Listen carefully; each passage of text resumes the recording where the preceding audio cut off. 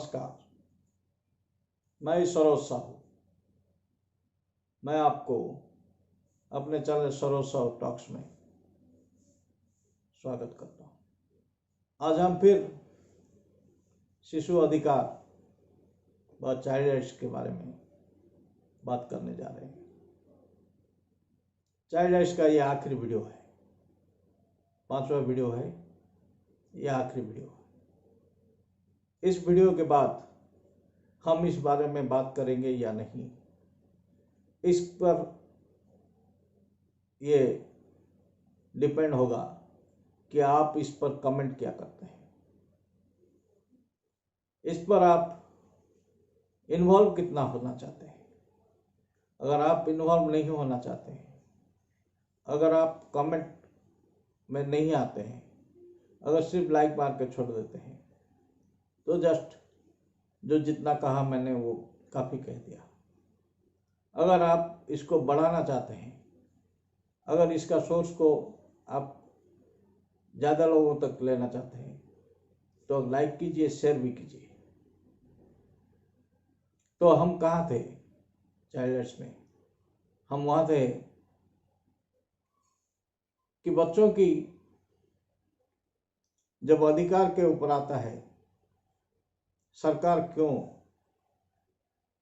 सिर्फ इसका एक दिखावे की नाटक करता है। आप जानते हैं असली कारण क्यों सरकार बच्चों के प्रति इतना गैर जिम्मेदार है? सबसे बड़ा कारण है क्योंकि बच्चे वोट नहीं देते। बच्चों के हाथ में सरकार बनाने का अधिकार नहीं है।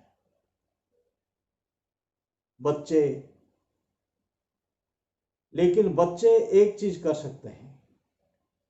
बच्चे अपने घर में एक ऐसे माहौल क्रिएट कर सकते हैं। अगर बच्चों का एक बाल पंचायत हर गांव में हो, हर स्कूल में हो, और उनको उनके ड्यूटीज और रेस्पॉन्सिबिलिटीज दोनों चीजें समझाई जाए, तो यही बच्चे कल को सरकारें पलट देंगे। यही बच्चे कल को माँ बाप को उस कगार पर लाके खड़ा कर देंगे जहां पर 500 रुपया लेकर कोई वोट नहीं बेचेगा, शराब की 2 बोतल के लिए कोई वोट नहीं बेचेगा, गांव की कोई काम के लिए कोई वोट नहीं बेचेगा, गुंडागर्दी के लिए कोई वोट नहीं बेचेगा। उसके लिए हमको अपने बच्चों को, कल सवेरे जो बच्चे इस देश को शासन करने वाले हैं, उन बच्चों को बच्चों की तरह नहीं, पापाओं की तरह, पिता की तरह, माता की तरह बढ़ानी पड़ेगी। उसको वो अधिकार देने पड़ेंगे। उसको घर के हर बात में पूछना पड़ेगा कि ये जो हम लोग करने जा रहे हैं, क्या ये सही है? ये जो तुम्हारी बहन को देखने के लिए ये लड़का आ रहा है, तुम भी उसे देखो, क्या वो तुम्हारे बहन को शादी करने का लायक है? उसके बाद आप कुछ कर सकते हैं, बच्चे को समझा सकते हैं, लेकिन पूछना आपका काम है। पूछने से ही बच्चे को एक मालिकाना दर्जा मिलता है और बच्चे को लगता है कि ये उसका घर है, यहाँ पर उसकी चलती है, यहाँ पर उसकी सुना जाता है। जो बच्चा डिस्टर्बेंस के अंदर रहता है, जो बच्चा हमेशा प्रॉब्लम्स के अंदर रहता है, जहाँ पर बच्चे को हमेशा कंपेयर किया जाता है कि उसके बच्चे ने ये मार्क लाया, उसके बच्चे ने ये मार्क लाया, उसके बच्चे ये ने ऐसा खेल खेला। कभी सोचिए, अगर आपका बच्चा अंग्रेजी में अच्छा है, दूसरे का बच्चा गणित में अच्छा है, तो उन दोनों को दोस्ती करवाइए। ताकि दोनों आपस में पढ़ सके, या फिर उन दोनों को कुछ ऐसा कीजिए कि दोनों के बीच में एक बॉन्डिंग हो, या फिर अपने बच्चे को एक गणित मास्टर के पास भेजिए, लेकिन उसको हर रोज वही गाली देने से क्या होगा? वो खुद अंदर ही अंदर सिकुड़ जाएगा, वो कूद जाएगा उसके पास, क्योंकि वो अपने माँ बाप के खिलाफ पड़ोस में बात नहीं कर सकता। आप लोग कर सकते हैं। घर में कोई आया तो आप बता सकते हैं कि मेरा ये बेटा, इसको कुछ नहीं आता, बेटी बढ़िया पढ़ती है।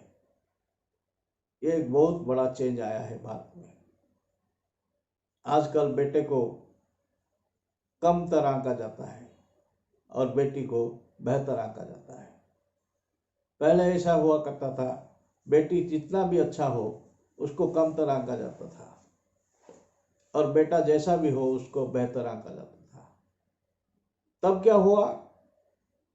तब बेटियां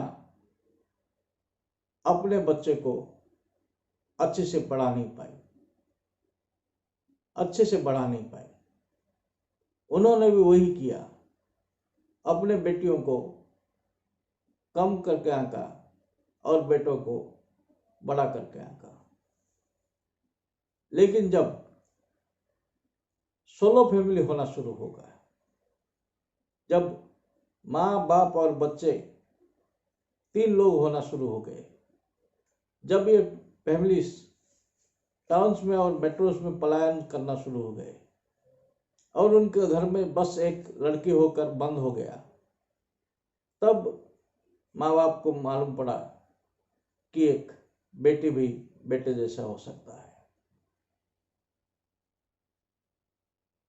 एक सिंगल चाइल्ड पेरेंट्स को ये फीलिंग आया कि एक बेटी भी बेटे जैसा हो सकता है।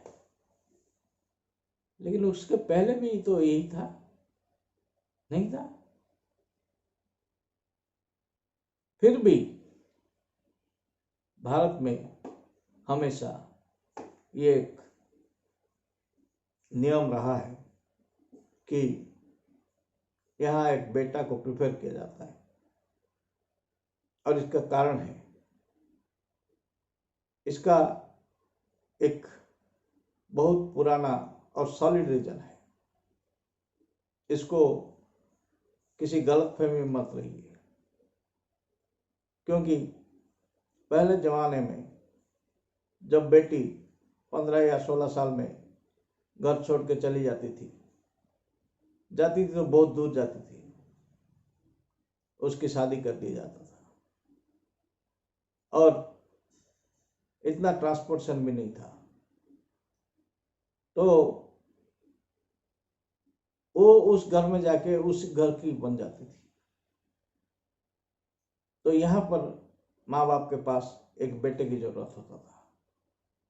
क्यों?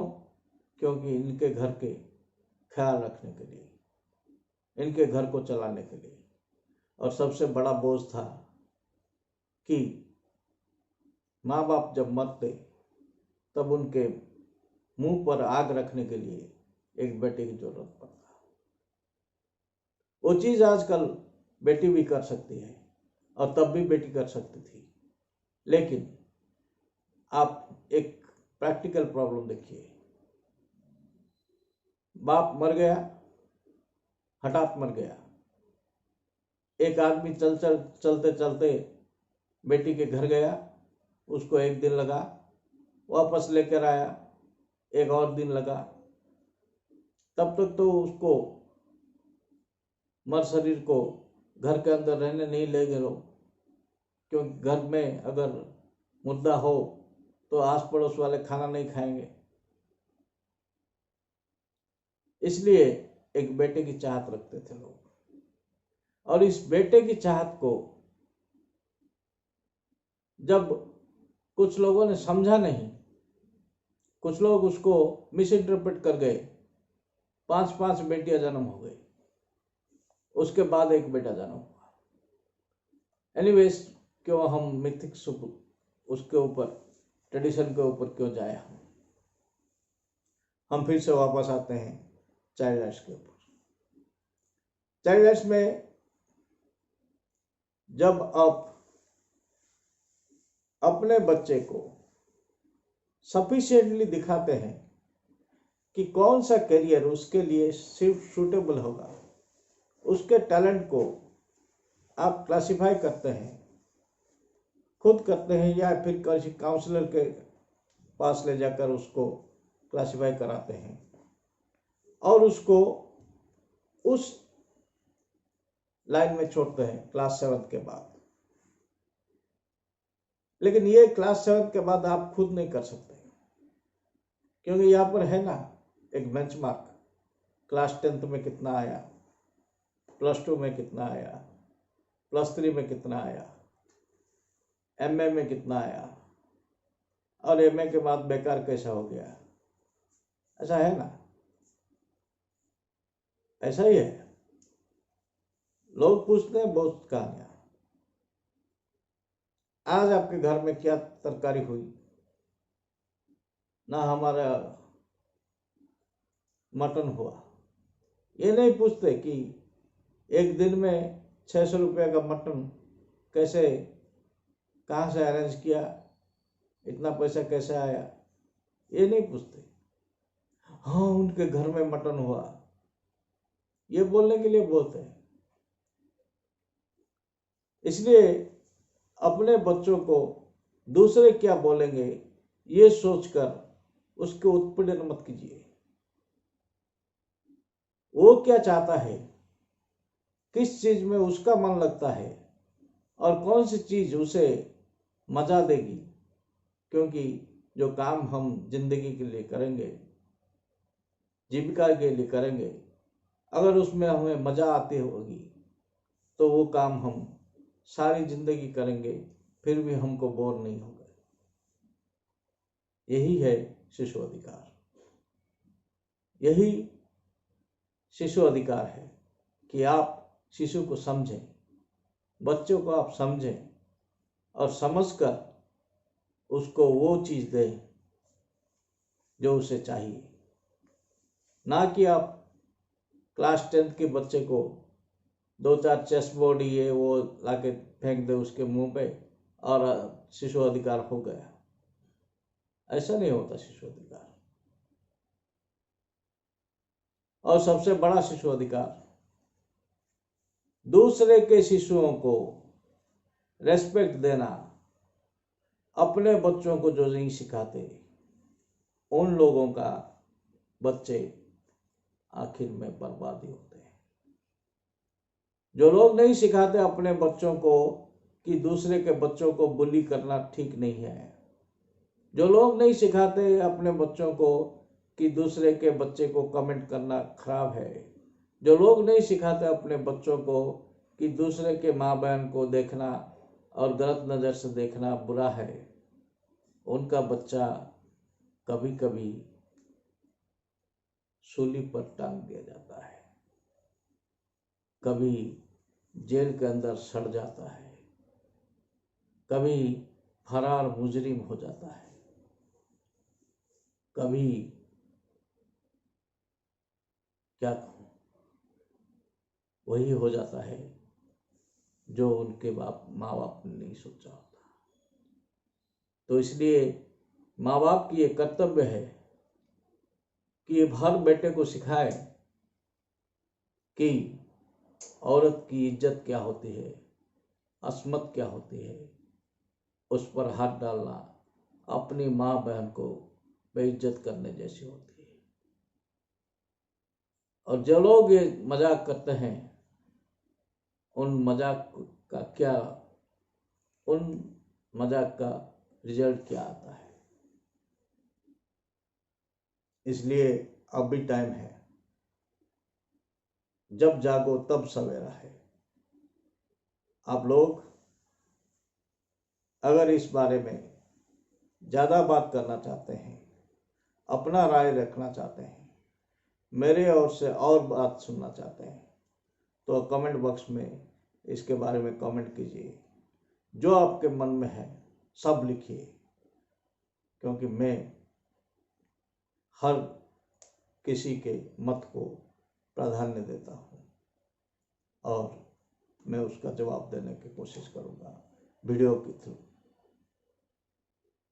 तो ये चाइल्ड राइट्स का 5वां वीडियो है।